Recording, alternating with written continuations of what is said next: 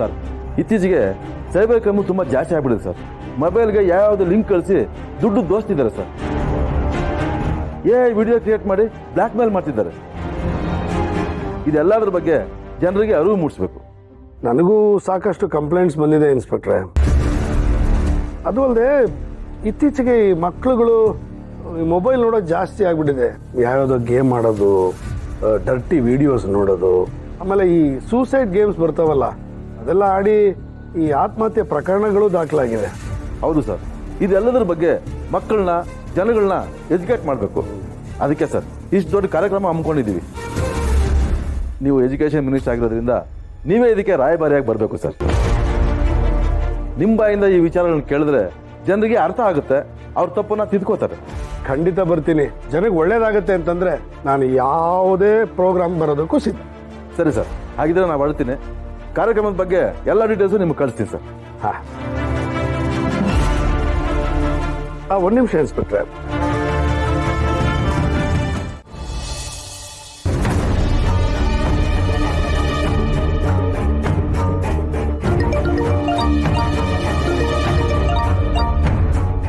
ಏನ್ ಮೇಡಮ್, ಬೆಳಗ್ಗೆನೆ ನನ್ನ ನೆನ್ಪು ಮಾಡ್ಕೊಂಡ್ಬಿಟ್ಟಿದ್ದೀರಾ? ಏನ್ ಸಮಾಚಾರ?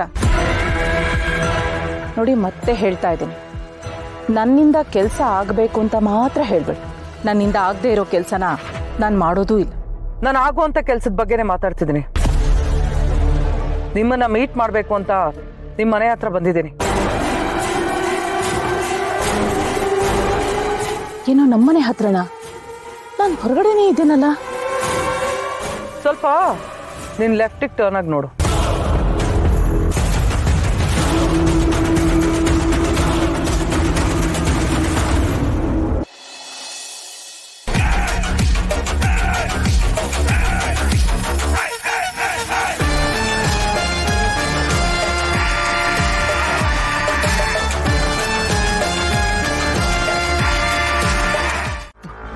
ಅದಕ್ಕೆ ಪ್ರಾಯಶ್ಚಿತ್ತನೂ ಆಗಿದೆ.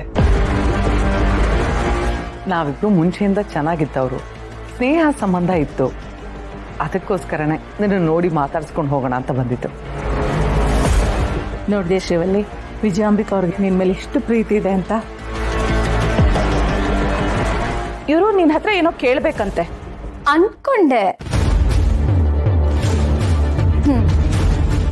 ಹೇಳಿ, ನನ್ನಿಂದ ಏನಾಗ್ಬೇಕು?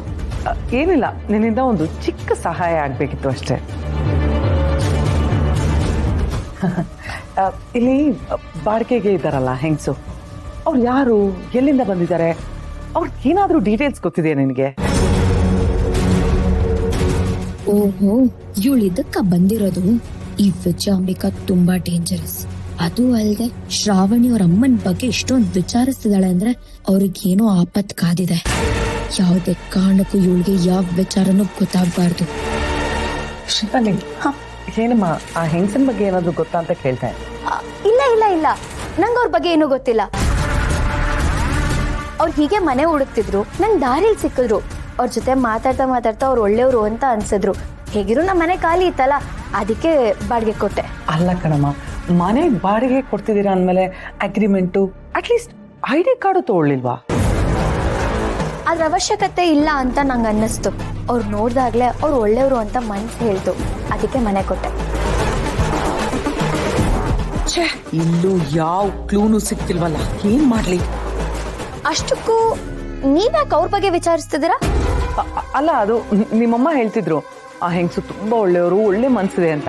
ಅದಕ್ಕೆ ಒಳ್ಳೆ ಮನ್ಸಿರೋರ್ನ ನೋಡ್ಕೊಂಡು ಹೋಗೋಣ ಅಂತ ಕೇಳ್ದೆ ಅಷ್ಟೇ.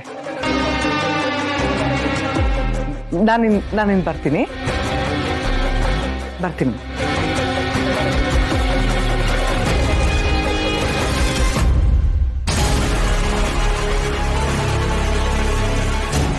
ಇಲ್ಲ, ಇವಳೇನೋ ಪಿತೂರಿ ಮಾಡ್ಕೊಂಡೆ ಇಲ್ಲಿವರೆಗೂ ಬಂದಿದ್ದಾಳೆ. ಆದಷ್ಟು ಬೇಗ ನಾನು ಈ ವಿಚಾರನ ಸುಬ್ಬುಗ್ ಹೇಳ್ಬೇಕು.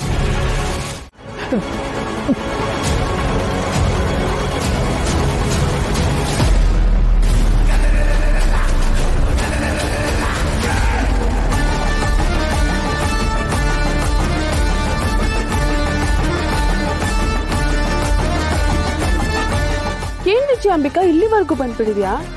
ಅದು ಬೆಳಗ್ಗೆನೆ ಮನೆ ಹತ್ರ ಬಂದವರು ಶತ್ರುಗಳಿದ್ರು ಪರವಾಗಿಲ್ಲ, ಅವ್ರಿಗೆ ನೀರ್ ಕೊಡೋದು ಒಳ್ಳೆ ಪದ್ಧತಿ. ತಗೋ ನೀರ್ ಕುಡಿ, ನಿನಗ್ ನೀರ್ ಕುಡ್ಸಕ್ಕೆ ನಾನಿರೋದು. ಬೇಕಾಗಿಲ್ಲ ನನಗೆ. ಛೇ, ಹಾಗೆಲ್ಲ ಯಾಕೆ ಹೇಳ್ತೀಯ ವಿಜಯಾಂಬಿಕಾ? ನೀನಿನ್ನು ಅದೆಷ್ಟು ಮನೆ ಹಾಳು ಮಾಡ್ಬೇಕೋ ಏನೋ, ಅದೆಷ್ಟು ಜನರು ಶಾಪ ನಿನಗ್ ತಟ್ಬೇಕೋ ಏನೋ. ನೀನು ನೀರಿಲ್ದೆ ಇದ್ದಕ್ಕಿದ್ದ ಹಾಗೆ ಬಿಕ್ಕಳಿಗೆ ಬಂದು ಸತ್ತೋಗ್ಬಿಟ್ರೆ ಹಾಗೆಲ್ಲ ಆಗ್ಬಾರ್ದಲ್ವಾ? ನಿನ್ ಪಾಪದ್ ಕೂಡ ಇನ್ನೂ ತುಂಬಬೇಕಲ್ವಾ? ಅಲ್ಲಿವರೆಗಾದ್ರೂ ನೀನ್ ಬದುಕಿರ್ಬೇಕು. ತಗೋ ನೀರ್ ಕುಡಿ. ಶ್ರಾವಣಿ,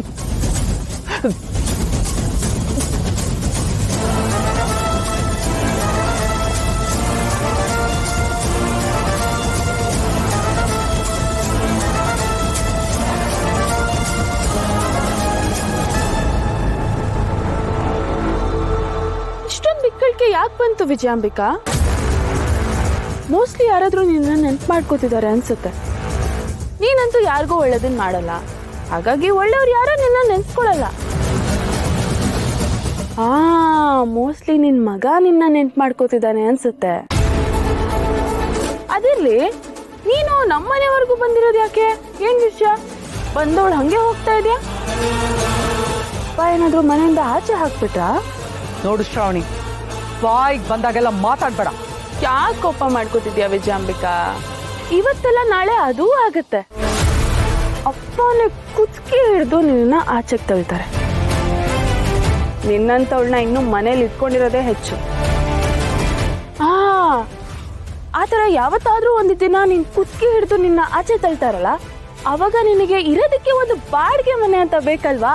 ಅದಕ್ಕೆ ಇಲ್ಲಿ ಬಂದು ವಿಚಾರಿಸ್ತಾ ಇದ್ಯಾ?